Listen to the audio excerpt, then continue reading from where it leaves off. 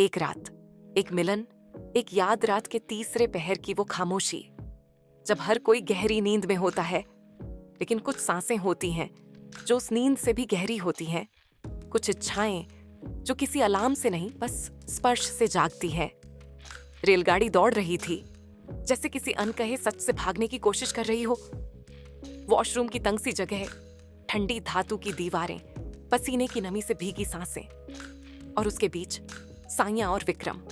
साइया की पीठ ठंडी दीवार से लगी थी और विक्रम उससे बस एक सांस की दूरी पर। ट्रेन की हल्की हलचल के बीच उनकी धड़कनों की लय अलग ही संगीत रच रही थी। उसका सलवार अब कंधे से सरक चुका था। कमीज के कपड़े में अब वो नरमी नहीं रह गई थी।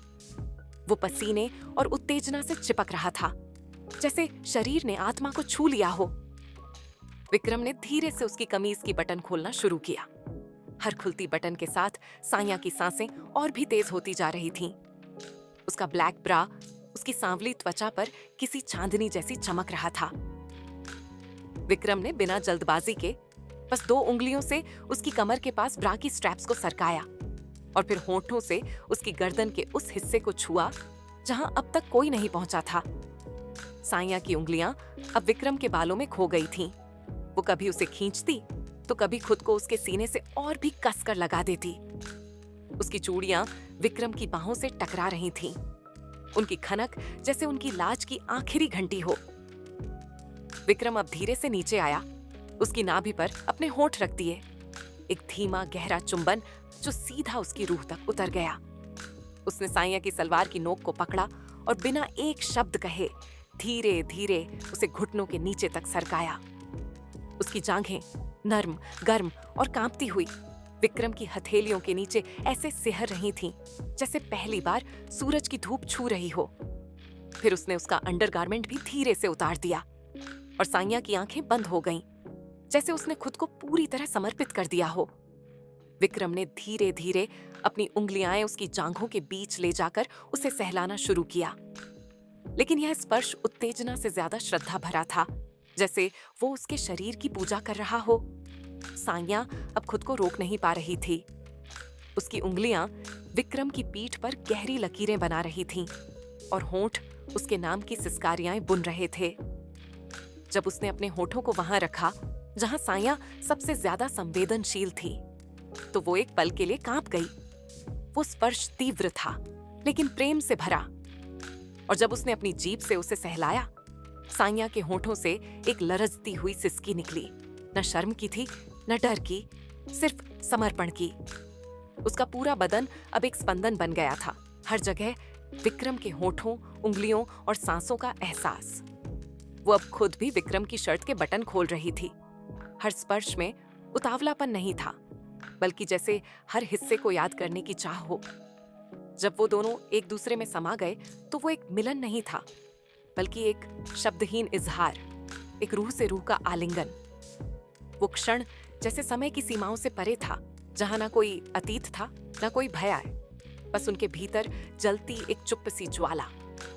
विक्रम ने उसके चेहरे को दोनों हाथों में थामा और उसकी आंखों में झांकते हुए धीरे से अपनी सांसों को उसके होठों में मिला दिया। साइया ने अपनी टांगें उसके कमर के चारों ओर लपेट लीं। उसका बदन अब पूरी तरह उसके अधीन, लेकिन वो अधीनता भी किसी ताकत जैसी महसूस हो रही थी। जब विक्रम ने खुद को उसके भीतर उतारा, तो साइया की आंखें पल भर के लिए बंद हो गईं। वो कोई दर्द नहीं था, बल्कि वो था एक पुरजोर स्वीकार, एक भीतर तक उतरती आत्मीयता। हर आगे पीछे की गति में उनकी सांसें और तेज होती गईं, लेकिन शब्द अब भी नहीं थे। बस उसके नाखून विक्रम की पीठ पर लकीरें बना रहे थे और विक्रम के होंठ उसके कंधे से होते हुए उसके सीने तक हर मोड़ पर एक इबादत रच रहे थे। वो कोई एक क्रिया नहीं थी, वो हरकतों की कविता थी, जिसमें देह, धड़कन और चाहत तीनों मिलकर एक नई धुन बना रहे थे। कभी धीमे, कभी तेज, जैसे बारिश की पहली बूंद, कभी सुकून, कभी सिहरन। साइया अब बिस्तर नहीं, विक्रम की बाहों में थमी हुई एक नदी बन गई थी, जो रुक भी रही थी और बह भी रही थी। उसके होठों से अब हल्की हल्की सिसकियां निकल रही थीं, लेकिन उन सिसकियों में दर्द नहीं था, बल्कि एक अजीब सी राहत थी। और जब अंततः उनकी रफ्तारें एक लहर की तरह चरम तक पहुंची, तो कोई चिल्लाहट नहीं हुई, कोई शोर नहीं, बस एक गहरी सांसें भरी गईं और दो देहों के बीच एक मौन समझदारी उतर आई। वो थक कर एक दूसरे में सिमट गए। विक्रम का चेहरा साया के बालों में छुपा हुआ था और साया की हथेलियां अब भी उसके सीने पर टिकी थीं, धड़कनों को महसूस करते हुए। बस दो आत्माएं थीं जो उस रात सिर्फ एक दूसरे की बन गई थीं। जब सब थम गया, साया विक्रम के सीने पर सिर टिकाए खड़ी थी। उसके गाल पर अब एक शांत सी मुस्कान थी, न कोई पछतावा, न कोई डर। ट्रेन बाहर निकली, अगले स्टेशन की रफ्तार बढ़ी, लेकिन उस रात की वो गर्मी, वो मौन हमेशा के लिए साया की रूह में बसी रह गई।